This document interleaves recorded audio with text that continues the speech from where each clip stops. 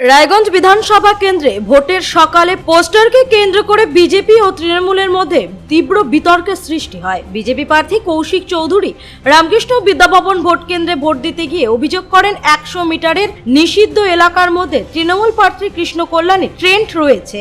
নির্বাচন কমিশনের নিয়ম অনুযায়ী ভোট কেন্দ্রের 100 মিটারের মধ্যে কোনো রাজনৈতিক প্রচার সামগ্রী থাকার কথা নয়। এই অভিযোগ তুলে বিজেপি প্রার্থী কৌশিক চৌধুরী সেখানে উপস্থিত প্রশাসনিক আধিকারিকদের দৃষ্টি আকর্ষণ করেন এবং দ্রুত পোস্টার সরানোর দাবি জানান। বিষয়টি ঘিরে কিছুক্ষণের জন্য উত্তেজনার তৈরি হয়। এই প্রসঙ্গে তৃণমূল প্রার্থী কৃষ্ণ কল্যাণী বলেন, এই অভিযোগ সম্পূর্ণ ভিত্তিহীন।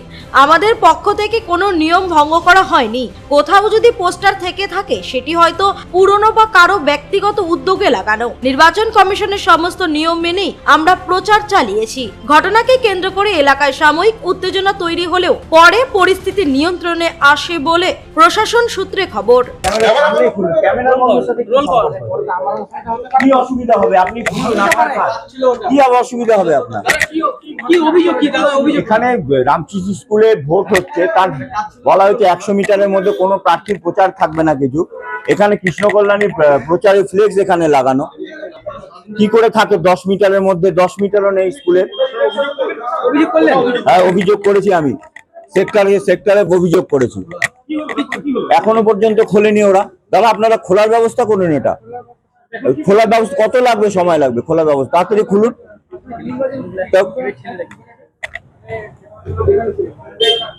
কি দিয়ে খোলা যায়?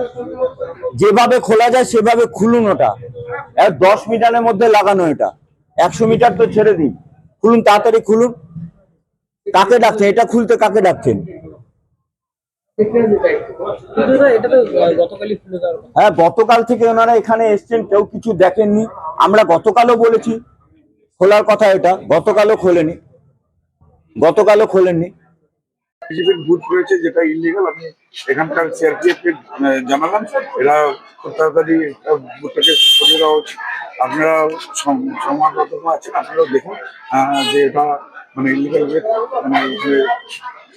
বুথ সেটা করেছে, সেটা হওয়া উচিত। এই গণতন্ত্রের উৎসবে সবাই আপনারা সামিল হন, শান্তি শৃঙ্খলা আইন বিধি মেনে সবাইকে চলা উচিত।